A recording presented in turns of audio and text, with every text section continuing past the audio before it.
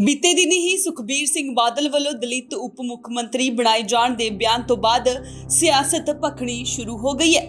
श्रोमणी अकाली दल के प्रधान सुखबीर बादल अपने ही दिते बयान विच फसदे नजर आ रहे ने, जिस दे चलदे उन्हां दी सारी सियासी पार्टियां वालों निंदा की जा रही है। जिस दे चलदे लोक इंसाफ पार्टी के प्रधान सिमरजीत सिंह बैंस वालों उन्हां दे पंजाब विच दलित उप मुख्यमंत्री बनाउण दे बयान की सख्त शब्दां विच निंदा की गई है।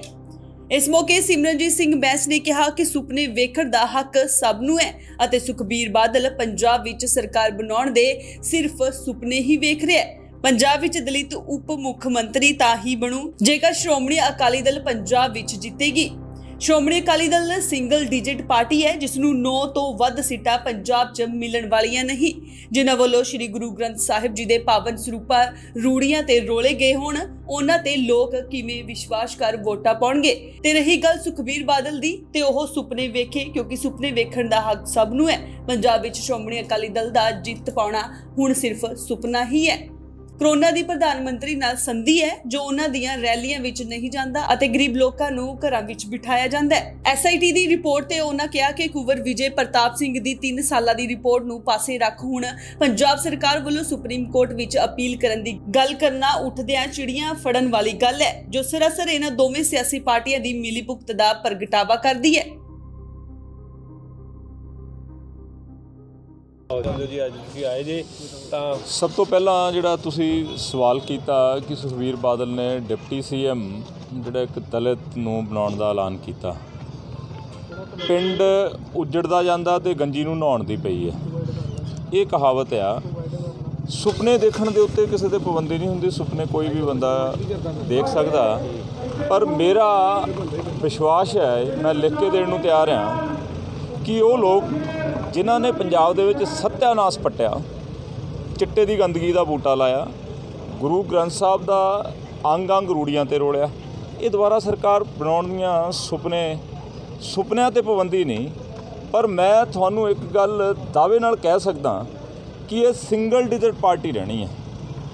मतलब कि एक अंकड़े दे विच 9 तो थल्ले MLA सरकार बनाउण दे सुपने सुखबीर बादल जिहड़ा लै रिहा, वो लोग इन्हां नूं दस देणगे। जे सरकार बनाउण दी कोई लल हुंदी ते लोग विरोध ना करदे नंगा चिट्टा गुरु घर मत्था टेकण गए। मैं समझदा कि उत्थे गुरु घर दे अंदर विरोध करना वाजिब नहीं, पर उत्थे भी विरोध हो गया। जलंधर गए तो जलंधर भी लोगों का विरोध आ।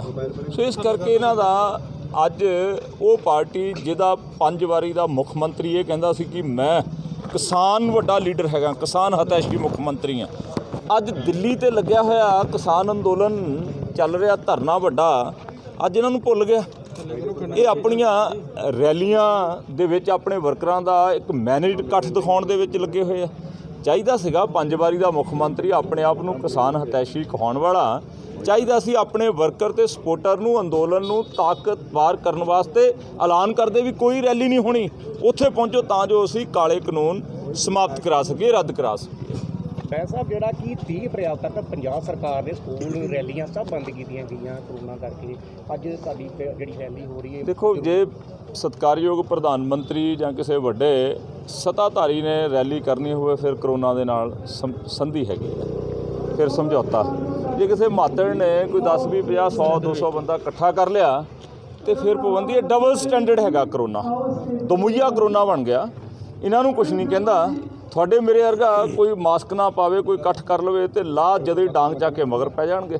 ये करोना एक वायरल हैगा जिहड़ा होऊगा भूत दैंत, ये सत्ताधारी शैतान दिमागां दी उपज हैगी। तुहाडे हिसाब नाल कहने करोना है नहीं, मैं कह तो भी करोना हैगा, बीमारी वायरल है, पर एडा वड्डा एडा भूत खड़ा कीता वो भूत नहीं हैगा। दैंत जिहड़ा सत्ताधारी लोगों ने खड़ा कीता वो दैंत नहीं है। दुख ते अफसोस होया कुंवर विजय प्रताप सिंह एक ईमानदार IPS अधिकारी जिन्हें अपनी जान जोखम च पा के असल दोषियों के गिरेवान नूं फड़न दा दलेरी भरिया काम किया। एंड पंजाब सरकार की कमज़ोर पैरवाई हाई कोर्ट के अंदर जिहड़ी तहकीकात SIT कुंवर विजय प्रताप वाली है उन्होंने परे कर दी है। तो हुण पंजाब गवर्नमेंट कहती है भी असीं सुप्रीम कोर्ट दे विच जाके अपील पावांगे। मतलब कि बैठी हुई चिड़ी छड़ दी जिहड़ी हत्थ 'च सी, उड़दी दे मगर लग गए। ये साजिश है, ਇਹ ਰਲੀ ਮਿਲੀ ਭੁਗਤ ਆ। ਅੱਜ ਇਉਂ ਮਹਿਸੂਸ ਹੁੰਦਾ ਵੀ ਇਹ ਬੱਸ ਕਾਂਗਰਸ ਦੀ ਆ ਤੇ ਡਰਾਈਵਰ ਜਿਹੜਾ ਉਹ ਬਾਦਲਾਂ ਦਾ। ਅੱਜ ਇਹ ਮਹਿਸੂਸ ਹੋ ਰਿਹਾ ਕਿ ਇਸ ਅਤਿਅੰਤ ਗੰਭੀਰ ਮੁੱਦੇ ਤੇ 2017 ਵਿੱਚ ਕੈਪਟਨ ਅਮਰਿੰਦਰ ਸਿੰਘ ਬਾਰ-ਬਾਰ ਕਹਿੰਦੇ ਸੀ ਕਿ ਮੈਂ ਅਸਲ ਦੋਸ਼ੀਆਂ ਨੂੰ ਕਟਹਿਰਿਆਂ 'ਚ ਖੜੇ ਕਰਕੇ ਚੰਦ ਮਹੀਨਿਆਂ ਦੇ ਵਿੱਚ ਸਜ਼ਾਵਾਂ ਕਰਾਵਾਂਗਾ। ਅੱਜ 5ਵਾਂ ਸਾਲ 5 ਸਾਲ ਖਤਮ ਹੋਣ ਨੂੰ ਜਾ ਰਹੇ ਆ।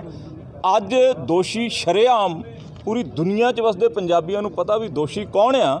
ਅੱਜ ਉਹ ਸ਼ਰੇਆਮ ਘੁੰਮ ਰਹੇ ਆ, ਉਹ ਭੰਗੜੇ ਪਾ ਰਹੇ, ਖੁਸ਼ੀਆਂ ਮਨਾ ਰਹੇ ਆ। ਖੁਸ਼ੀਆਂ ਇਸ ਗੱਲ ਦੀਆਂ ਕਿ ਗੁਰੂ ਗ੍ਰੰਥ ਸਾਹਿਬ ਦਾ ਅਪਮਾਨ ਕਰਨ ਵਾਲੀ ਸੱਚਾਈ ਦੀ ਰਿਪੋਰਟ ਹਾਈ ਕੋਰਟ ਨੇ ਪਰੇ ਕਰ ਦਿੱਤੀ। ਪਤਾ ਲੱਗ ਗਿਆ ਬਿੱਲੀ ਥੈਲਿਓਂ ਬਾਹਰ ਆ ਗਈ। ਆਪਣੇ ਆਪ ਉਹਨਾਂ ਨੇ ਖੁਸ਼ੀਆਂ ਦਾ ਪ੍ਰਗਟਾਵਾ ਕਰਕੇ ਦੱਸ ਦਿੱਤਾ ਕਿ ਗੁਰੂ ਗ੍ਰੰਥ ਸਾਹਿਬ ਦਾ ਅਪਮਾਨ ਕਰਨ ਵਾਲੇ ਹੋਰ ਕੋਈ ਨਹੀਂ, ਅਸੀਂ ਹੈਗੇ ਆ। ਅੰਮ੍ਰਿਤਸਰ ਤੋਂ ਹਰਜੀਤ ਗਰੇਵਾਲ, ਇੰਡੋਜ਼ ਟੀਵੀ, ਆਸਟ੍ਰੇਲੀਆ।